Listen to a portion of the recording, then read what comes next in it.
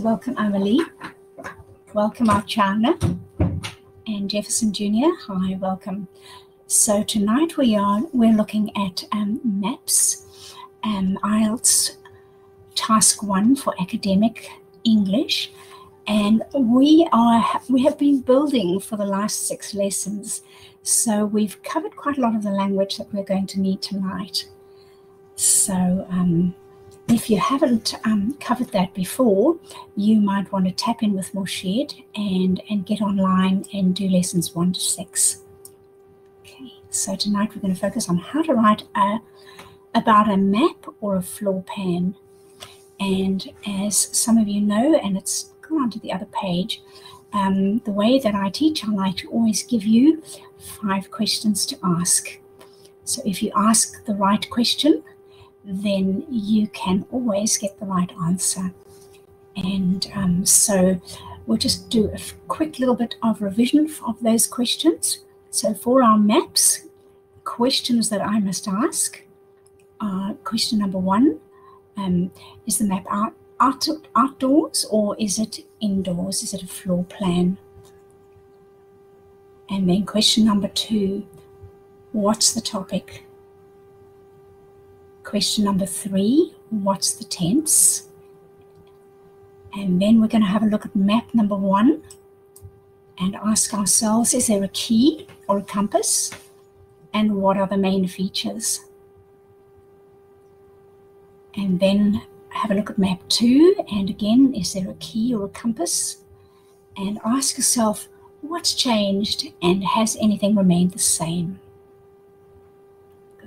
So I suggest you prepare yourself to take some screenshots.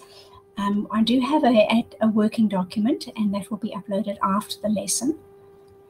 So do take some screenshots as we go along, so you've got the graph in front of you, and make some notes. Have a pen and paper handy. So what do we need to know about maps? Okay, how many words? As with all task 1 tasks, we need to write at least 150 words, and we have about 15 to 20 minutes in which to do that. So I've worked out a simple strategy that you can do again and again when you practice writing maps at home, so that you can get your technique nice and fast. Save time. So let's have a look. When we're writing maps, what's important? Obviously, our tense is important, and with maps, we very often get 2 maps in the past tense in the past, and we can also quite often get a map where the first map is in the past and the second map is actually labeled present. So this gives me opportunity to also use my present perfect tense. And then occasionally we might also get a map that the second map actually might give us a future date, in which case we need to perhaps make some predictions and look at and discuss proposals and proposed developments. We'll cover that in the advanced lesson. So what key skills do I need to write about a map? Well, you need to have some grammar. You need to be able to use your passive voice, and you need to have some nice language to describe location, and we'll be looking at some of that this evening. And you need to also know prepositions of place, and then some language to talk about differences, and also some language to talk about change over time. So we're going to look at much of that this evening. We have covered language to talk about change over time in a previous lesson. Good. So welcome those who've just joined us. Hi Hina, hi Mandeep. You're welcome to type in the chat box if you like. If you have a question, just type it in. All right, so let's move on, and we're going to ask ourselves the 5 questions. We're going to look at a map, be ready to take a screenshot, and we're going to ask those 5 questions. Oh, we're not. I changed it. Okay, of course. First of all, we're going to have a look at some useful vocabulary. Okay, so what I suggest you do is take a screenshot of this. And as you can see, we've got some beautiful words to talk about. Construction changes, some nice action verbs. And I've put them in 4 categories for you. So we can talk about things that are expanding, getting bigger. And notice I've put all of these verbs in the passive. Now you can change them and use them in the active, but it's quite often that we'd use them in the passive. So these are beautiful words. Have a look at it. Something was expanded or was enlarged, or the building was extended. Okay, or the area was developed. The parkland area or the farmland was developed into a school. Of course, in our maps, very often we'll notice that a building is no longer there, and then we could talk about the building was demolished, was knocked down, was pulled down, was torn down. There are 3 nice phrasal verbs that I can use. And if we're talking about trees, we could say that the trees were cut down to make place for an extension. We've got some nice vocabulary to talk about adding or constructing. So we could say that a new building was constructed or was built or was erected. And we could talk about a new facility was introduced or was added. And we could talk about trees were planted maybe. And then we also could use some language to talk about transforming. So that's when one thing is perhaps changed into another. So for example, like the building was converted into something else, or the land or the building was redeveloped, or was replaced by, or was modernized, or was renovated. So there's lots of really beautiful vocabulary that you can include in your writing. Good. If you have a look in the second table, I've provided you with some vocabulary to talk about north, south, east, west. And that's if a compass is perhaps provided in your map. So I take a screenshot of that, and we'll be seeing some of that language in one of the maps that we talk about fairly shortly.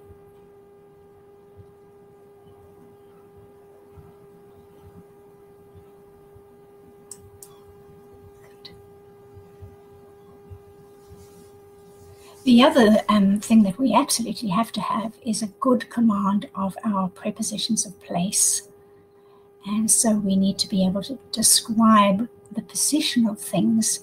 So if it's indoors, for example, something could be on the left of or on the right of, at the back of or the front of. And you're looking at words like close to or near, nearby. So there's lots of beautiful prepositions, and if you can just make a screenshot of that one as well, we'll be seeing these in sentences pretty shortly. So you need to learn these. With regard to prepositions, I think there's probably one big rule that we can remember about prepositions, and that is that there are no rules. So we just have to learn them. All right, so now we're going to have a look at when I get my map in the writing exam, how am I going to interpret this map? It could be a floor plan. I've called it a floor plan because sometimes we might get a plan that's of the interior of a building, and the map I've used more for outer areas, perhaps a small map of a section of a town or something like that. So I've given you a little strategy here, and once again, this is moved on to a second slide. So if you can take a screenshot of this one, you're wanting to use this little strategy.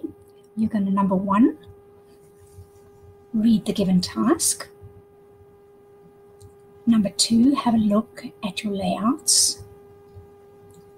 Number 3, ask the 5 questions. And you can number the main points you want to mention on your map. Nice big numbers so it's easy for you to refer back to. And you can also make a couple of brief notes. And then what we're going to do is we're going to move on and we're going to write the introduction, and we're going to use the given task to actually write a simple introduction. And I'm going to show you just how to paraphrase, or in other words, how to write that in your own words. Good. Is everybody following? Any questions?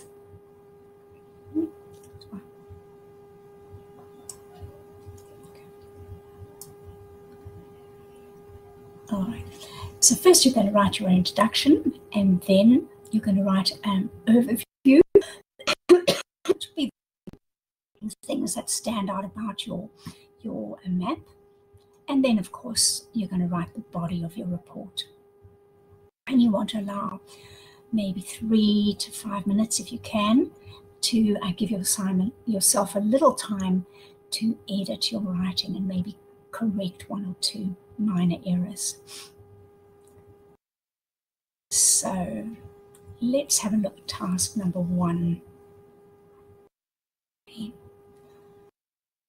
Now this should be on 1 page, but unfortunately it's gone on to 2. So again, if you can screenshot that, and let's just read it through together, and then we'll have a look at the map. So the 2 maps show the changes in Eastminster between the years 1999 and 2009. Summarize the information by selecting and reporting the main features and make comparisons where relevant. Did you manage to get a screenshot of that? So let's have a look at the map now.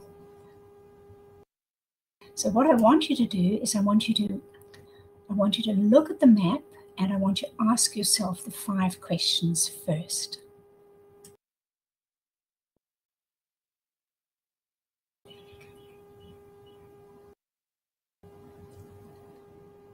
I'll give you a few minutes to just have a look at the map. And as you can see on the right-hand side, I've given you the questions to answer. So just make a note about what you notice in the map from point 1 to point 5. I'll give you a few minutes.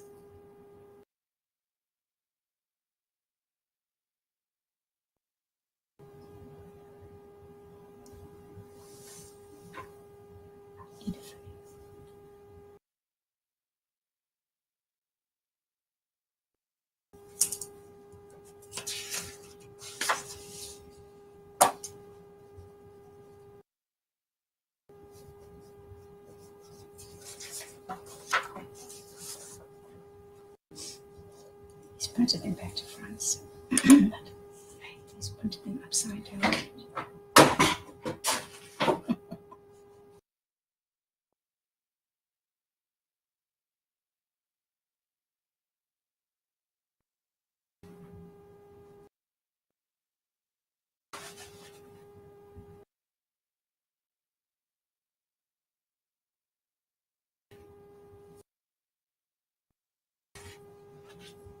Do you need some more time? Did you manage to make a screenshot, Jefferson?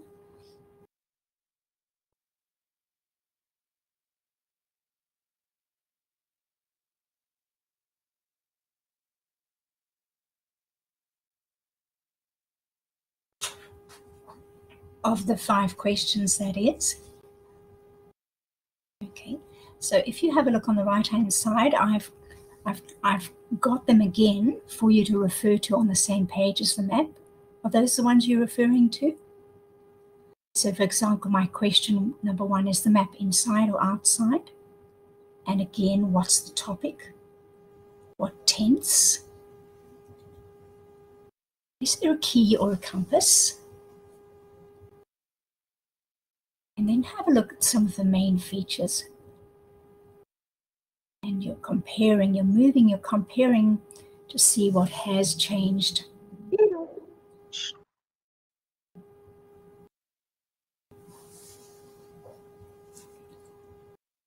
Does everybody need more time?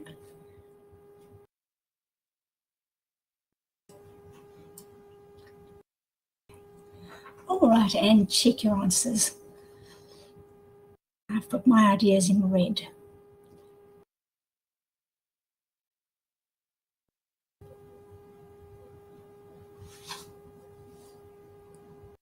So what's the topic? Okay, this particular map, or these two maps, are about the development of Eastminster Town. And what tense should I use? Did you decide past tense to past tense? Because notice the dates. Let me look at my little arrow on here. See. Notice the dates that we're given when we're looking at this map, when we're analysing it. We've given 1999, and in the second map, 2009. So that's 10 years later, and it gives me the opportunity to use what vocabulary? What's another way that I can talk about 10 years later? I could talk about a decade, couldn't I? A decade later. And in this particular map, map 1, yes, they do give us a compass, if you notice that little arrow pointing north. So that's great, because now we can talk about in the north, in the south, in the east. And it makes it easier to describe our map, doesn't it? All right, so what points did you notice? What changed over time? What's worth mentioning?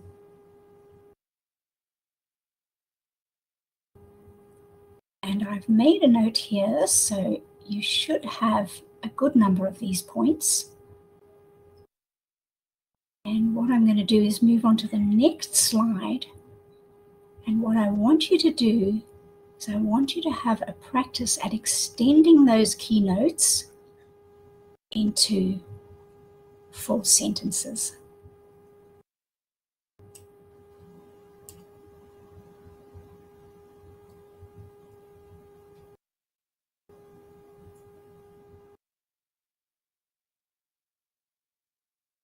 I'll just scroll forward a few slides and we'll come back to this.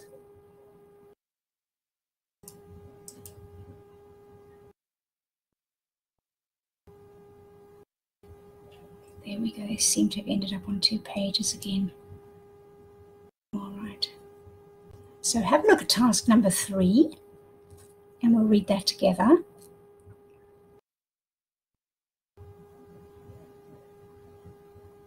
So extend these notes into full sentences, and this enables you to write the body of your report.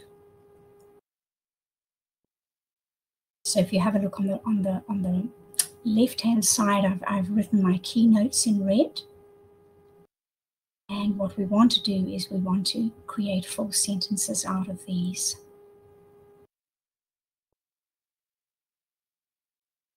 So I'll give you a few minutes to practice some of those.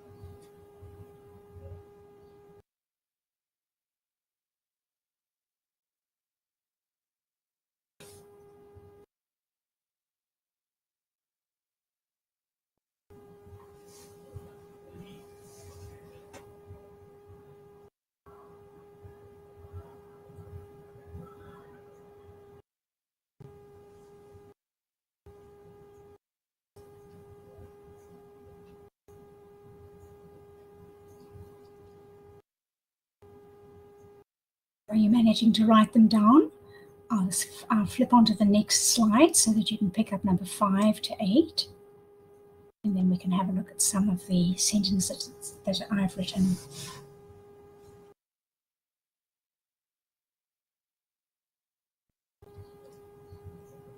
Sorry, the formatting is completely different on my own computers.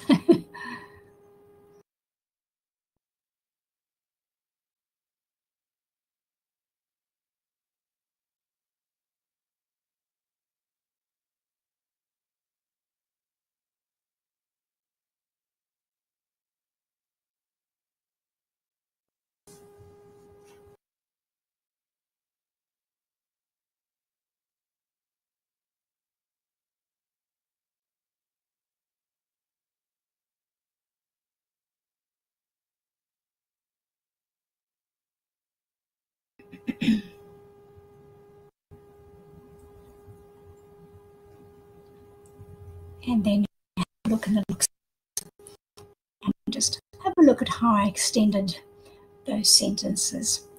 So my sentence number 1, in my map we had woodland in 1999, and 10 years later that had been replaced by an adventure park. So first of all, I described the location in the northeast of Eastminster, the wooded area. Notice how I vary the vocabulary there. And then I use my passive form of the verb, was replaced by, put a little circle around that preposition. And then I described it as a new adventure park.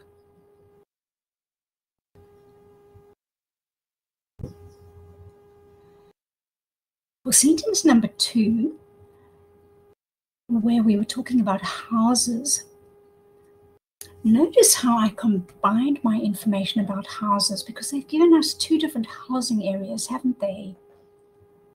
So they gave us the housing area in the north, and then they gave us a housing area below the river in the southeast. So have a look at how I've combined those 2 sentences. The housing area quadrupled in the north, while to the south of the river, the houses were demolished and large blocks of high-density living flats were constructed. We need to have a little word flat there. I'm not quite sure what happened to that. Density living was constructed.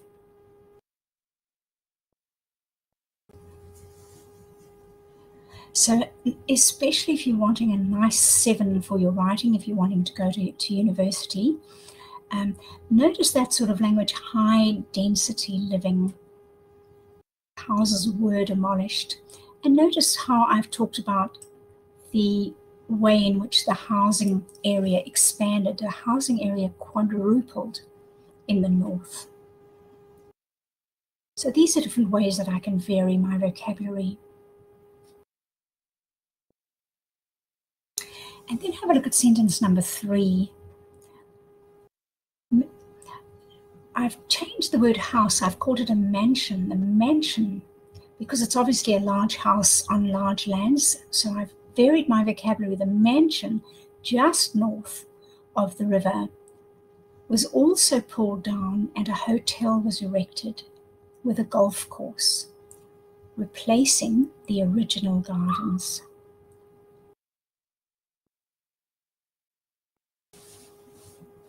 Have a look at how I've used this replacing, this little gerund over here with an ing. And let's have a look at sentences 5 to 8 on the next page. Are you managing to make a screenshot of this? Hello, Pushpa and Mandeep, Monica. We've got a lot of people joining us. Welcome.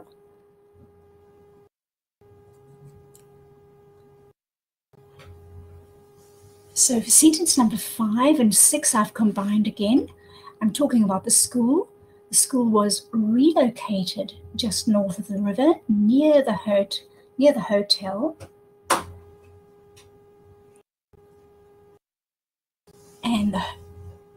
And and closer to the residential area. So I think I've repeated that, near the hotel, and I'll just cross that out. And closer, have a look at that little closer.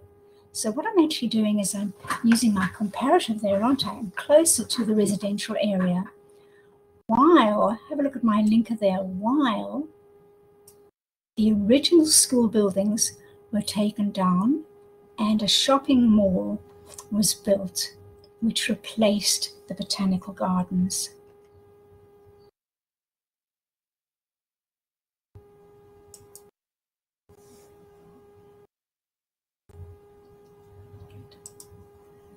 So I'm going to flick back a couple of slides now, and for those of you who've just joined us, I'm going to get back to the map so that you can make a screen print of that, and if you can print it out too.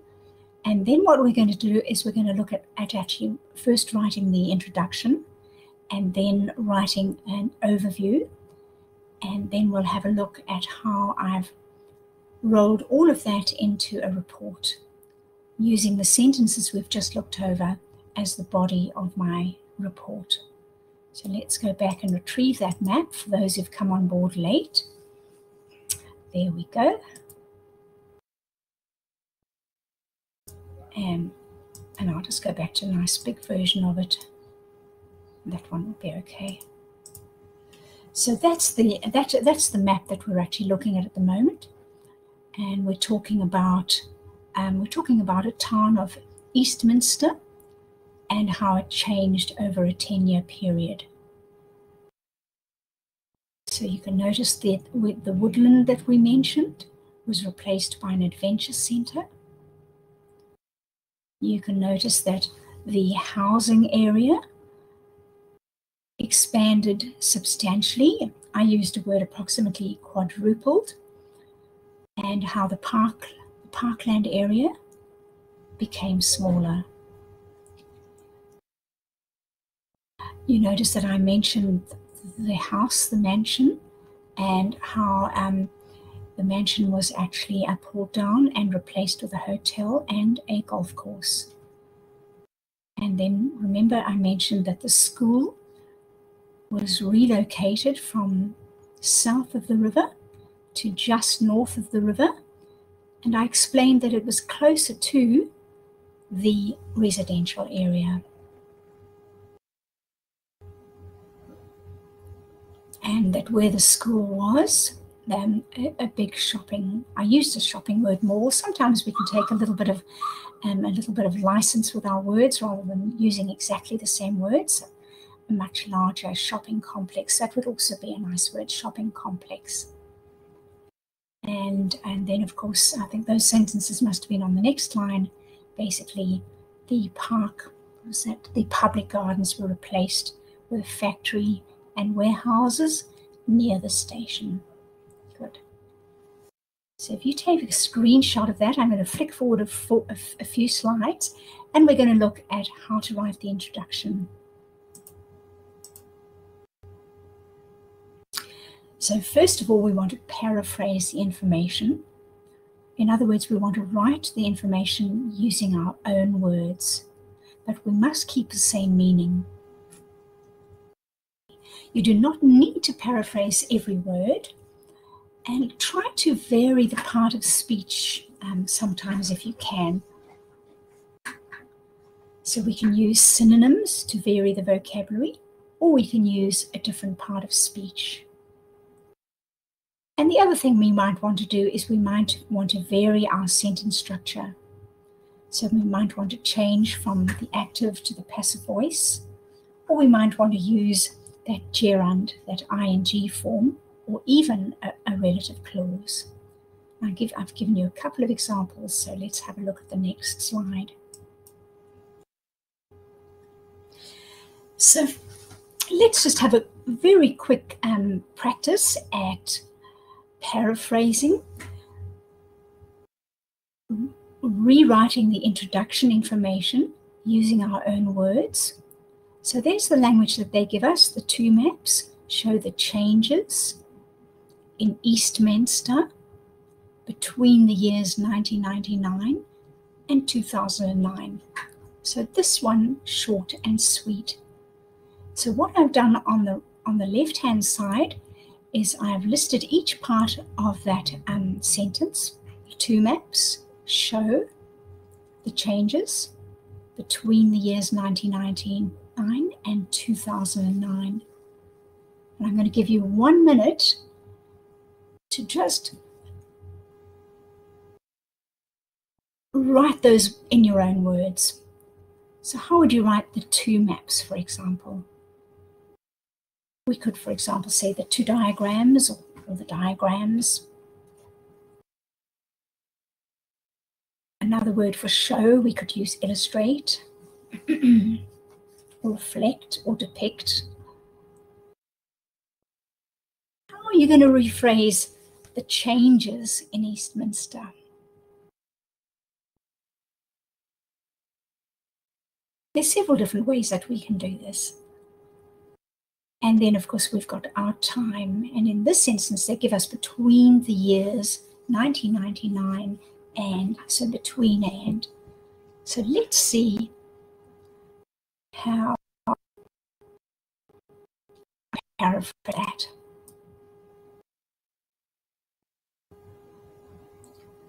So I've used the two maps. I've said the given maps or the given diagrams. Note that word given, okay, because that takes it into, it's actually passive. In other words, the map that has been given to us, but it kind of becomes an adjective because it's telling me more about the map, the given map. The given maps show. So what's your subject-verb agreement there? And I've used the word the given maps illustrate. And then how the town of Eastminster, have a look at that little word how. That's a very useful little word. How the town changed or how the town developed. And instead of just calling it Eastminster, I've added the town of Eastminster. So I've varied my vocabulary there. And I've used that little word how the town changed. And then have a look at what I use to talk about my change over time over a 10-year period from 1999 to 2009. So let's read the introduction now. There's my original sentence, the two maps show the changes. And there is how I've extended it. The given diagrams illustrate how the town of Eastminster developed over a 10-year period. So there should be a from there, from. I don't know why these little words are dropping off. So we'll just put a little from in there. Please make sure you've got that from in there. From 1999 to 2000. And I've written it a second way as well, so let's have a look at that. Right at the top there, and that should have been on the same page. Or I could say the given diagrams illustrate the main developments which took place. Have a look at that which took place. Remember I mentioned that relative pronoun? So the main developments which or that took place in the town of Eastminster from 1999 to 2009. So the way we write all these introductions for our Task 1 academic are pretty similar. We're just rephrasing the given task. And now let's have a look at how I can write a good overview for my map. Especially if you want to get that 7, you want to have an introduction and then you want an overview showing that you picked up really the main points that stand out about how your graph has changed. And this is my overview here. So I've just recopied the introduction and have a look at my overview now. Just give you a chance to read that quietly yourself.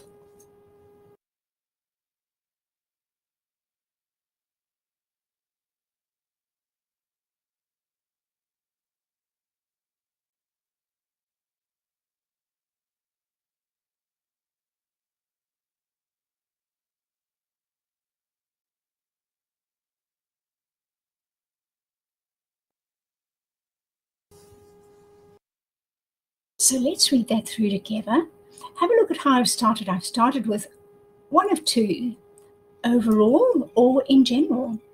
So just pick one and write the same one every time you've got a graph, a map, a line graph, a bar graph, and that gives you a chance to be able to write it really fast and really accurately.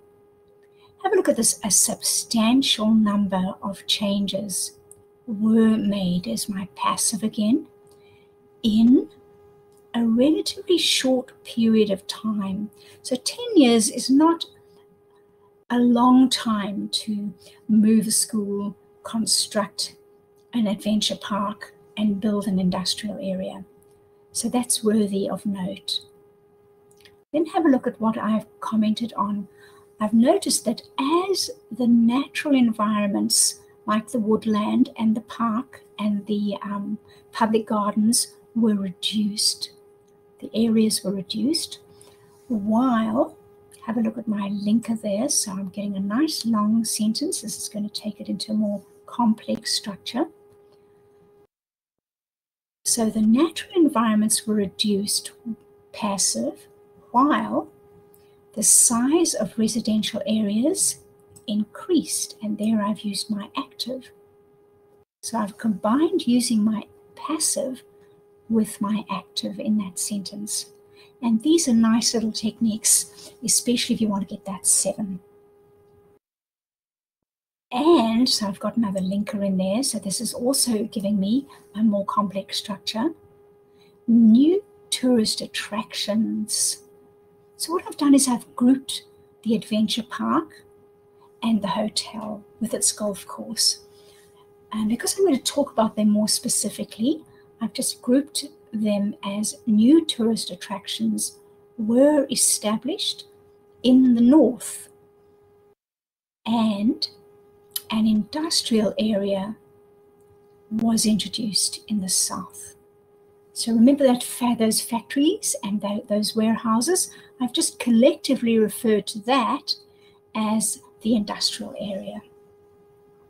And this gives me an opportunity to showcase this great vocabulary, which is the kind of vocabulary that's going to get me that 6.5 or 7 at least. Good. Okay.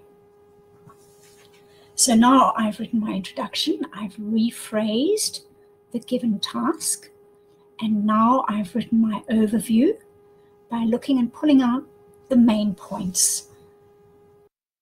And let's have a look now. We then, for those of you who joined us late, what we did was we looked at the map and we made a note of about 8 main points. Now that's actually a lot of main points. And you're possibly just looking to go for something like 5 or 6 main points. But tonight I worked with 8 and very quickly got my word count up to 200 words.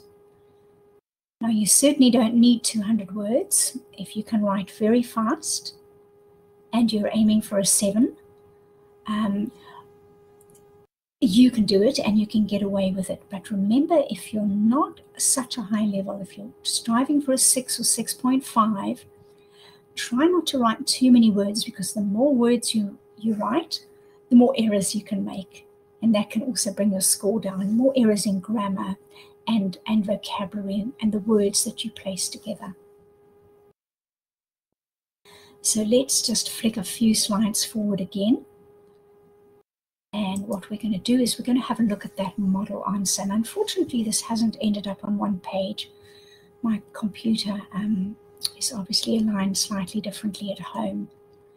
But we know the introduction now, so we just read that through one more time for those who've joined us a little later. The given diagrams illustrate how the town of Eastminster developed over a 10-year period from 1999 to 2009. And then we'll scroll through and you can have a look at the overview once again.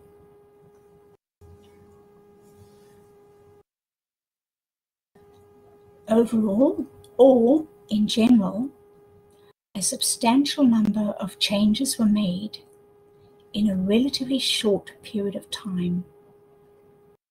The natural environments were reduced, while the size of the residential areas increased, and new tourist attractions were established in the north, and an industrial area was introduced in the south.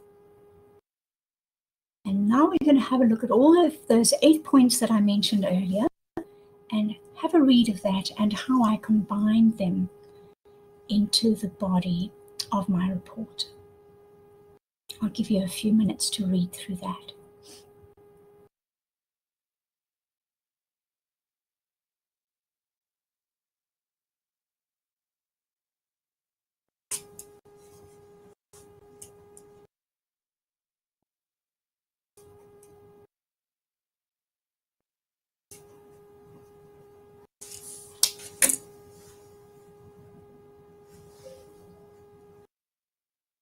Hello, God of Preet. How are you tonight? Hello, Carolina.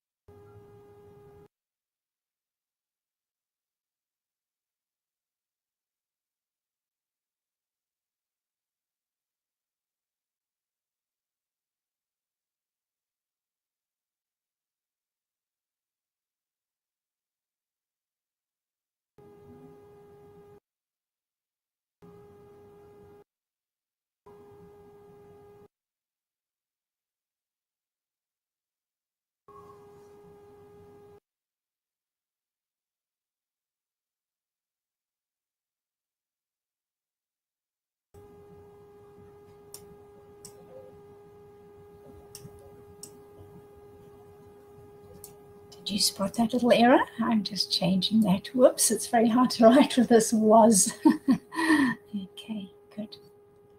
All right, so let's just read that through together. We'll start from the body.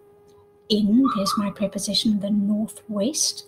Notice how I've included it as in, northwest in brackets after that, so that if I needed to refer to it again, then I could actually just write NW in capital letters, and it would be clear what I was actually mentioning. Have a look at this word, the wooded area. So we went from woodland to wood to wooded area. So I've shown the examiner that I can vary my language.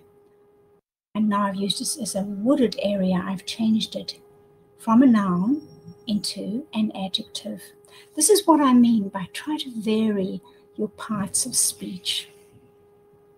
So the wooded area was replaced by passive form again by a new adventure park. So I'm just popping a couple of little adjectives in here, especially if I want to get that 7 up. Don't be shy to use a couple of adjectives. I spoke about the housing area quadrupled in the north, while so I'm talking about an opposite. I'm using this linker to indicate a change of direction. I'm going to talk about something opposite. To the south of the river, in the east, the homes were demolished and large blocks of high-level density living flats were constructed. The mansion, remember I think they just had the word house, and it was clearly in some large gardens, so we can probably assume that it was a rather large house, perhaps a farmland at farmhouse at one stage. So I called it a mansion to vary my vocabulary. The mansion just north, have a look at that word just north, in other words, a little bit north of the river, was also pulled down, and a hotel was erected with a golf course, replacing the original gardens.